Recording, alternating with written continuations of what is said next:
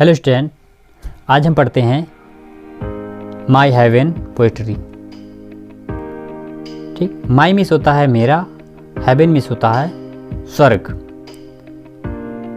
जिसके पोइट हैं रविंद्रनाथ टैगोर जी, जो कि इस भारतवर्ष को मेरा स्वर्ग बता रहे हैं और भगवान से प्रार्थना करते हैं कि भारत तथा उसकी संस्कृति की प्रेम को कैसे बढ़ाया जाए और अपने भारत को वो स्वर्ग बताते हैं। ओके, तो स्टूडेंट आगे बढ़ते हैं, अबाउट द पोएम जान लेते हैं।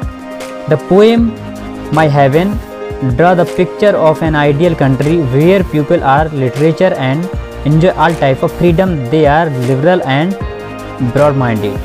There is no distinction among them on the basis of caste, color of creed. They are industrious and progressive. Under divine inspiration, they must march on toward new thought and actions. The poet pray to God that his country India should be one such country of his dream. Okay, तो इसके बारे में जानने के लिए आप poetry को line by line हम लोग मिलकर पढ़ेंगे और समझेंगे। तो let start. Where the mind is without fear and the head is held high. तो स्टूडेंट बड़े ही आप एक एक वर्ड को मिलाकर पढ़िए और समझिए, क्योंकि इससे आपके एक्सप्लेनेशन अच्छे से तैयार होंगे। तो where the mind is without fear and the head is held high, where knowledge is free. Poet कहते हैं where the mind is without fear, means जहाँ दिमाग भयमुक्त हो, जहाँ के लोग भयमुक्त हों। The head is held high, और सिर ऊंचा रहे। वेयर नॉलेज इज फ्री, जहाँ ज्ञान पर कोई प्रतिबंध ना हो। Where the world has not been broken up into fragments by narrow domestic wall, जहाँ संसार जाति, धर्म तथा भाषा के कारण भिन्न भिन्न वर्गों में ना बटा हो। ओके स्टूडेंट, कवि क्या कहता है? हे ईश्वर, मेरी सपनों का भारत इस प्रकार का हो जहाँ लोग को कोई भय ना हो, जहाँ उनका सिर ऊंचा रहे और जहाँ उन्हें जो ज्ञान मिले उस पर कोई प्रतिबंध ना हो, जहाँ संसार जाति, धर्म तथा भाषा के कारण भिन्न भिन्न वर्गों में ना बटा हो। Where word come out from the depth of truth, जहाँ शब्द सत्य की गहराई से निकलते हों।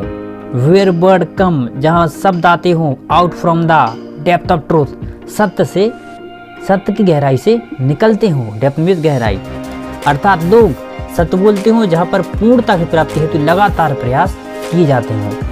Where tireless striving stretch its arms toward perfection, जहाँ लोग तर्क की स्वच्छ धारा को छोड़कर पुरानी आदतों के नीरस मरुस्थल की बालू में न खो गए हों, अर्थात जहाँ लोग पुराने रीति रिवाज की आदि न हो तथा तर्क के आधार पर नवीन विचारों को स्वीकार करने के इच्छुक हों।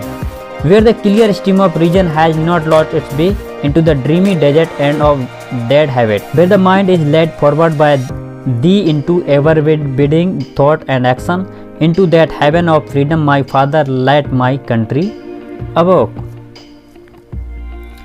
जहाँ मस्तिष्क ईश्वर के प्रेरणा से सदैव विकसित विचार तथा कार्य की ओर अग्रसर होता हो। हे पिता, हे ईश्वर, मेरे देश को इस प्रकार का स्वतंत्रता रूपी वरदान प्राप्त हो, अर्थात मेरा देश इस प्रकार की पूर्ण प्रगति करे। स्टूडेंट, पोइट्री आपकी फिनिश हो चुकी है। आपको कैसी लगी? अगर अच्छी लगी, समझ में आई हो तो लाइक करें और कमेंट करके जरूर बताएं। अगर आप नए हैं इस वीडियो पर तो प्लीज़ इस चैनल को सब्सक्राइब करें और बगल में जो बेल का आइकन है उसे भी आप ऑल नोटिफिकेशन ऑन कर दें, जिससे कि फैक्ट एग्जाम के सबसे पहले आपके पास पहुंचें, जिससे कि आप education related, exam related fact सही से समझ सकें, जान सकें और एग्जाम में टॉपर बनें। थैंक यू, फिर मिलते हैं नेक्स्ट वीडियो में।